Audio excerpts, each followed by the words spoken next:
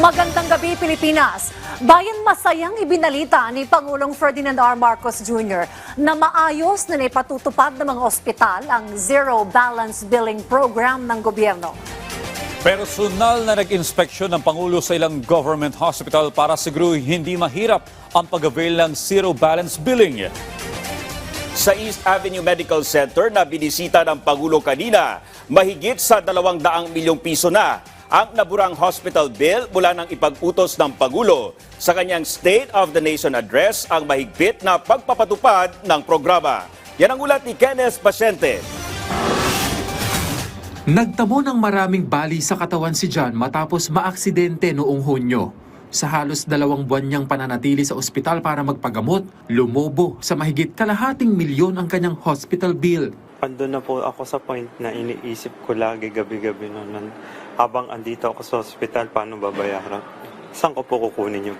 Pero ang problemang yan ni John, burado na dahil sa Zero Balance Billing Policy ng pamahalaan. Kanina bumisita si Pangulong Ferdinand R. Marcos Jr. sa East Avenue Medical Center para tingnan ang maayos na pagpapatupad ng pulisiya. Direktiba niya, hindi na dapat mahirapan pa ang mga nais mag-avail nito. Ito yung patuloy natin pag-inspeksyon at pagsiguro na yung ating programa na Zero Billing ay unang-una na nagagampanan ng lahat ng mga ating mga ospital, ating mga staff, ating mga doktor, ating mga nurse, lahat ng ating medical services ay naunawaan kung ano ba yung programa at kung paano makapag-avail ang mga pasyente. Dagdag pa ng Pangulo, bagaman kailangan pa itong plansyahin noong simula, ipinunto niya na maganda naman ang itinatakbo ng pulisiya. Kailangan lamang anya itong ma-disseminate para maiparating sa kamalayan ng publiko. Nang sa gayon ay di na nila kailangan pang isipin ang panggastos bago pa magpatingin sa doktor. So I'm happy to be able to report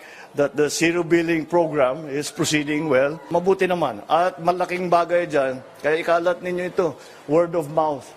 Kasi yung mga ibang pasyente sinasabi, wala kayong binabayad, meron palang ganyan. So ikalat natin, palaman natin sa lahat ng tao para hindi na sila nagdadalawang isip na magpatingin, magpagamot at magpagaling. Ang Zero Balance Billing ay alinsunod sa Universal Healthcare Law kung saan ang PhilHealth na ang sasagot sa gastos ng mga pasyenteng nakakonfine sa public hospitals at nananatili sa basic accommodation. Kabilang na riyan ang room charges, doctor's fee at iba pa. Kaya panatag na si John ngayong wala na siyang babayaran kahit piso dahil sa Zero Balance Billing Policy.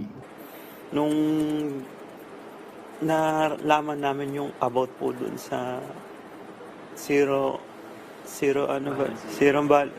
balance billing po, doon po nawala yung parang yung parang bagabag. Kumbaga, yung bagabag napalitan po ng saya. Laking pasalamat din ang kanyang ina na si Hilda dahil tila nabunutan niya siya ng tinik nang mabura ang kanyang bill. There's some joy po kasi syempre kaiisip mo po kung saan ka kukuha ng ibabayad tapos ganito, magiging zero bill siya.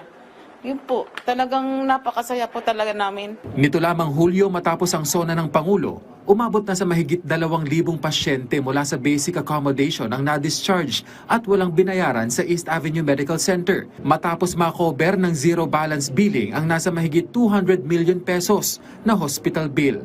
Kenneth Pasyente, para sa Pambansang TV, sa Bagong Pilipinas.